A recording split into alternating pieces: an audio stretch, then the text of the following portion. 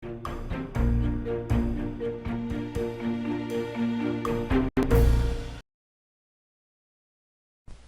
반갑습니다. 4월 26일 화요일 마감 시황입니다.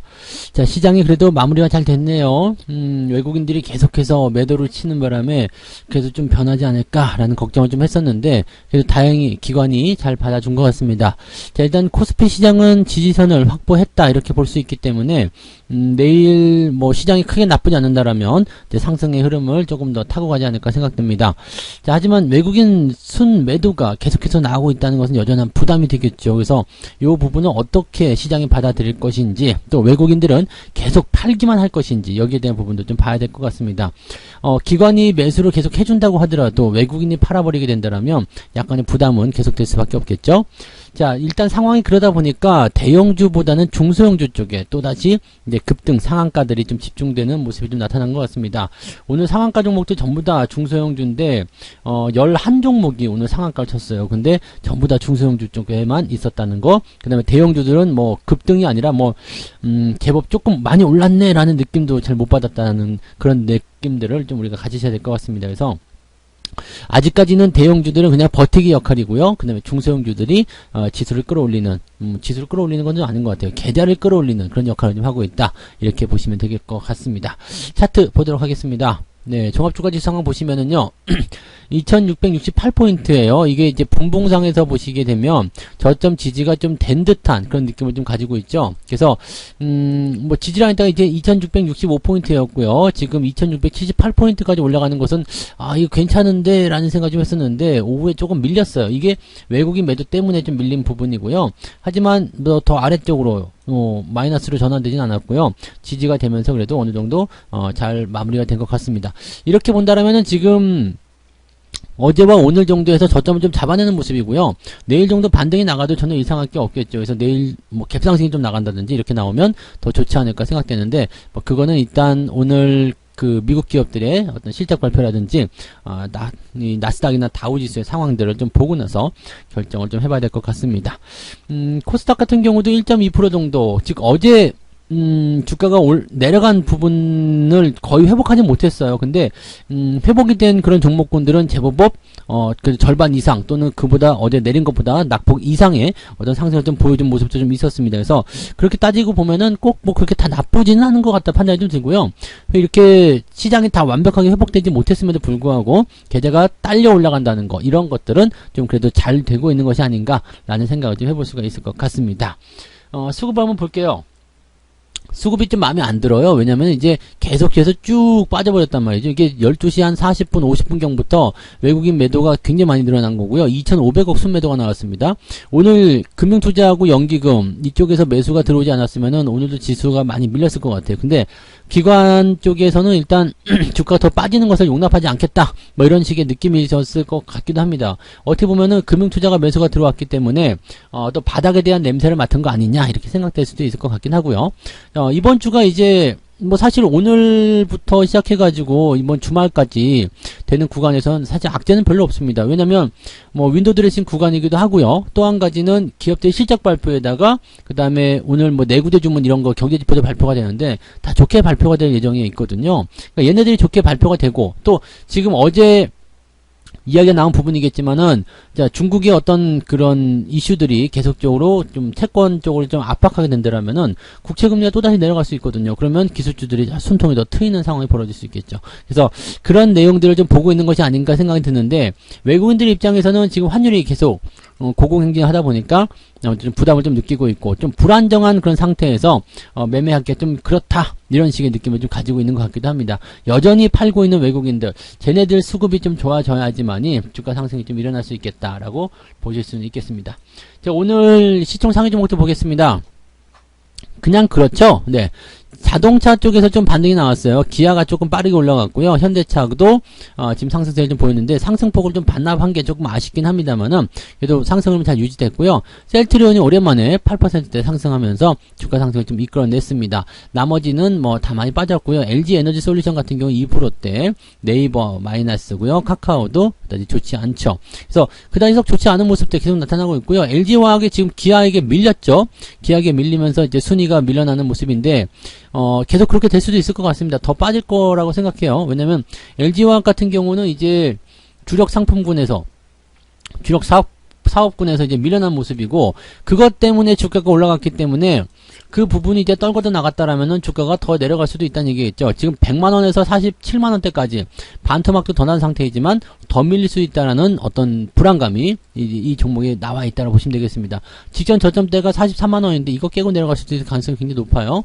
지금 아래쪽, 원래 이제 이 종목이 가지고 있었던 어떤 패턴을 봤을 경우에는 40만원대 아래쪽에 지지선이 있단 말이죠. 그러니까 이런 것들은 반드시 조심하셔야 되고, 있어도 안 되고 매수를 생각하셔도 안 되는 그런 종목이라고 보셔야 되죠.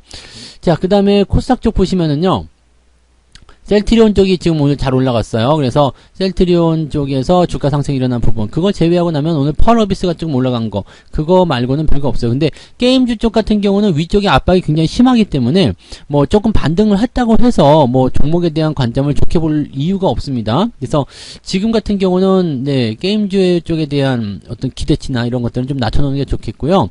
그 다음에 에코프로비엠이라든지 LNF 쪽에서도 그다지 좋은 모습 보이지 않았죠. 그러니까 실질적으로 오늘 이 셀트리온 쪽을 제외하고 나면 그다지 네, 이 코스닥 쪽에서도 크게 오른 부분은 없었다라는 부분이 좀 되겠죠. 하지만 중소형주들의 움직임들은 굉장히 좋았습니다.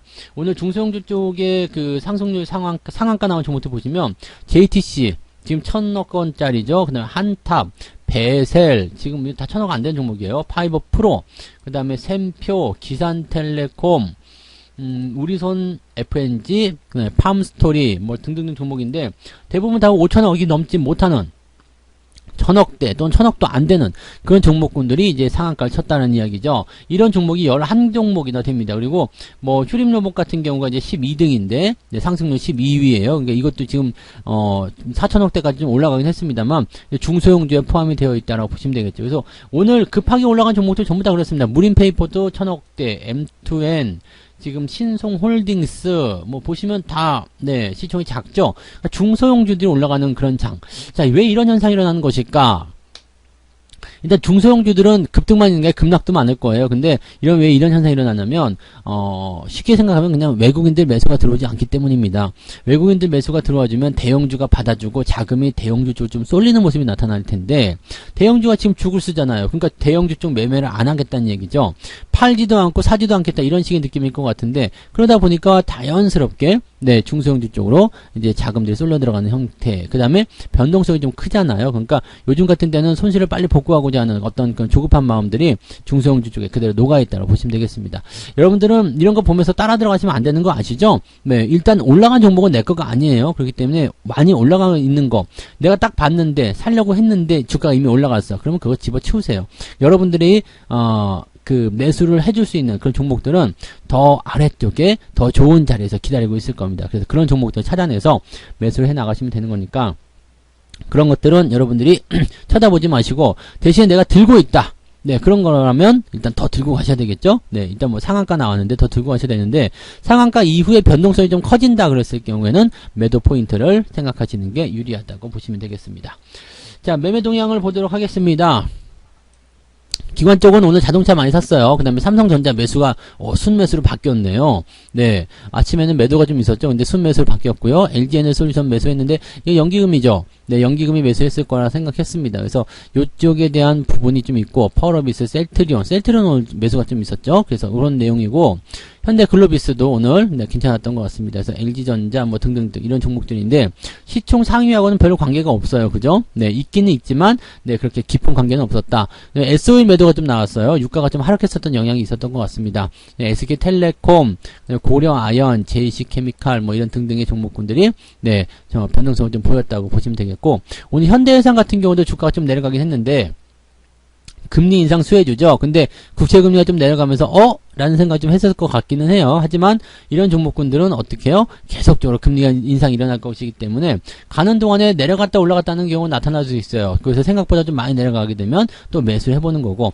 아니면은 계속 홀딩만 하셔도 아무 문제가 없는 그런 상황이 되겠습니다. 어차피 수익도 많이 나왔잖아요. 그러니까 천천히 그냥 가져가시면 되는 거죠. 자, 외국인들도 한번 보죠. 삼성전자 매도가 있는데 많이 팔았습니다. 3천억이죠 지금. 100만, 1000만, 억, 10억, 100억, 1000억, 3000억이요. 삼성전자 3,000억 이거 굉장히 많이 판 겁니다. 어쩌면 오늘 매도가 끝난 거 아닌가 싶을 정도로 3,000억을 팔았던 적은 없었던 것 같은데 네, 엄청나게 팔아치웠어요. 근데 SK 하이닉스 매수가 좀 있었고요. 하이닉스 같은 경우는 지금 보면은 2.7% 올라갔죠. 삼성전자는 보합에서 끝났어요. 네.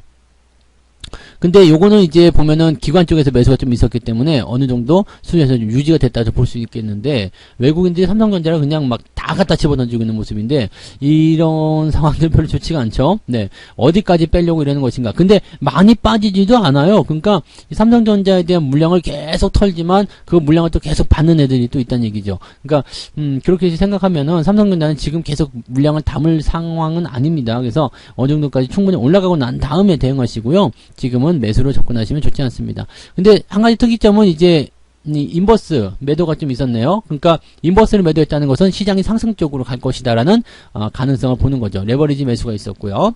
기아, 현대차, 자동차 쪽 매수가 있었고, 셀트리온. 그러니까 이 셀트리온이나 자동차 쪽은 지금 기관과 외국인의 쌍끌이 매수를 통해서 주가가 올라가는 형태다라고 보시면 되는 거죠.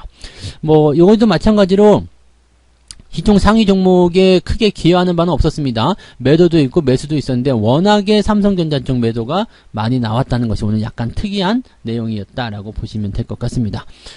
시장은 일단 아직 방향성은 정하지 못했죠. 그냥 올라가느냐 내려가느냐 그 부분은 확실하게 알 수는 없습니다. 다만 예상되는 부분들, 뭐 오늘부터 나오는 어떤 재료들이나 이벤트들이 긍정적이다라는 이야기는 좀 할 수 있겠죠. 그래서 그런 부분으로 좀 기대감을 가져가는 정도는 우리가 생각할 수 있겠는데, 그 외적인 부분에서는 아직은 기대감을 가지기는 조금 어렵다 보시면 되겠고, 다행인 것은 저점권을 유지하는 모습이기 때문에 그래도 한숨 돌렸다 이렇게 생각하셔도 될 것 같습니다. 오늘 상황이 좋으면 내일 반등이 좀 진행이 될 거고요. 일단 시장이 조금 더 안정화되려면 2700 한 10포인트 정도까지는 반등을 해줘야지만이 그래도 좀 뭔가 좀 마음을 놓고 시장을 바라볼 수 있지 않을까라는 생각을 해볼 수 있겠습니다. 그래도 걱정할 건 없겠죠? 그냥 편안하게 잘 유지해서 가져가시면 될 것 같습니다. 자, 편안한 저녁 되시기 바라고요. 저는 내일 아침 시황에서 다시 오겠습니다. 고맙습니다. 본 방송에서 제공되는 모든 정보는 투자 판단의 참고 자료이며 투자의 최종 책임은 본 방송을 이용하는 본인에게 있습니다.